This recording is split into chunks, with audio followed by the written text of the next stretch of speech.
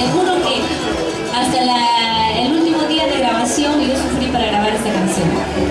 Pero es tan bonito, es suave, es una cosa tan linda y es una de las canciones más bonitas del disco. Un saludo también a mi suegro lindo que está acá. Ha venido desde el Callao. Vamos con Mira.